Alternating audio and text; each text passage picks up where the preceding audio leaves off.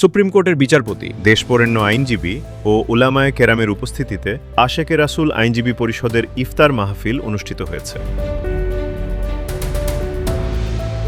বুধবার ঢাকার আইডিইবি ভবনে অনুষ্ঠিত এই ইফতার মাহফিলে প্রধান অতিথি হিসেবে উপস্থিত ছিলেন মোহাম্মদী ইসলামের নেতৃত্ব প্রদানকারী মহামানব ইমাম প্রফেসর ডক্টর কুদরত এ খোদা মাদ্দাজিল্লুহুল আলী হুজুর।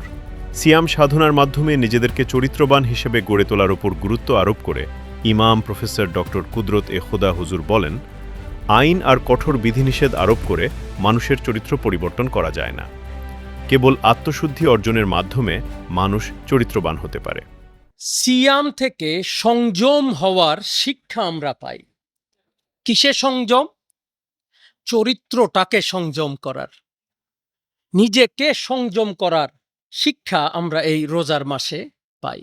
আমরা যদি নিজেকে পরিবর্তন করতে পারি, নিজের চরিত্রটাকে পরিবর্তন করতে পারি, কারণ আমি বলি মরার আগে মৃত্যুবিদ্যা অর্জন করা।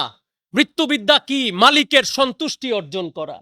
যদি আমরা এই সৎ কাজের পাশাপাশি মানুষকে সাহায্য করার পাশাপাশি নিজেকে চরিত্রবান হওয়ার দিকে মনোনিবেশ করি, আমি বিশ্বাস করি আল্লাহ আমাদেরকে মাফ করে দিবেন, ক্ষমা করে দিবেন। আর এই মাস ক্ষমার মাস। ইফতার মাহফিলে আলোচনা করেন সুপ্রিম কোর্টের বিচারপতি সৈয়দ মোহাম্মদ জিয়াউল করিম, সাবেক জেলা ও দায়রা জজ আব্দুল আজিজ খলিফা, সাবেক অতিরিক্ত সচিব ডক্টর পিয়ার মোহাম্মদ, ইসলামী গবেষক হজরতুল আল্লাম মুহাদ্দিস ইমরান হোসাইন মাঝহারি, অ্যাডভোকেট আবু আল ইউসুফ টিপু সহ অনেকেই। আল্লাহর সন্তুষ্টি অর্জনের অন্যতম শ্রেষ্ঠ মাধ্যম হলো রোজা। ইসলামী পরিভাষায় আল্লাহর সন্তুষ্ট লাভের জন্য সুবে সাদেক হতে সূর্যাস্ত পর্যন্ত যাবতীয় পানাহার ও কামাচার হইতে বিরত থাকাকে রোজা বলে।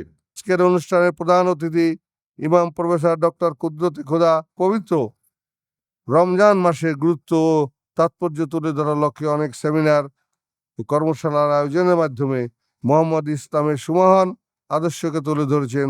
তার এই উদ্যোগ অত্যন্ত প্রশংসনীয়। এছাড়া তিনি বিশ্বময় মোহাম্মদ ইসলামের প্রচারে গুরুত্বপূর্ণ ভূমিকা রেখেছেন। রুহের মোকামে আল্লাহ নামের জিকির হাসিলের বিদ্যা, এটা শিখতে হয় আবার রুহানি জগতের বিদ্যা যারা শিখাইতে পারেন। যুগে যুগে নবী রাসূলকে রাব্বুল আলামিন পাঠিয়েছেন। এই বিদ্যা নবী রাসূলগণের সান্নিধ্যে গিয়ে মানুষ শিখেছে। পাশাপাশি বেলায়েতের যুগে আল্লাহর অলিগণ এই বিদ্যা শিক্ষা দিয়ে থাকেন।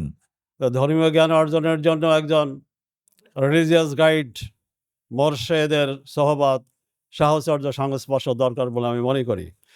তো যাই হোক, আমি আমার মোরশেদ কেবলাজানের সহবতে আসার পরে আমি নিজেকে কিঞ্চিত পরিমাণে হলেও আলোকিত করতে সক্ষম হয়েছি। আমাদের মানুষ হিসাবে আমাদের ধর্মের মূল লক্ষ্য হলো আল্লাহর সন্তুষ্টি অর্জন। আমরা যত প্রকার ইবাদতই করি না কেন, সব কিছুর মূল লক্ষ্য হলো আল্লাহর সন্তুষ্টি অর্জন।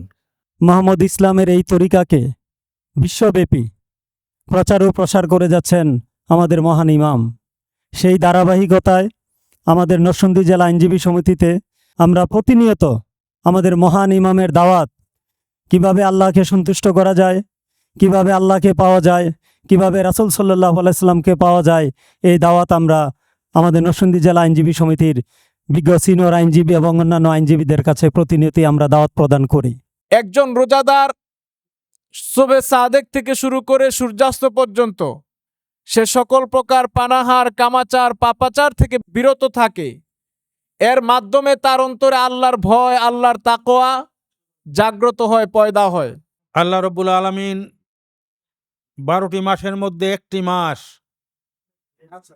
আমাদের আত্মশুদ্ধির জন্য সুযোগ করে দিয়েছেন।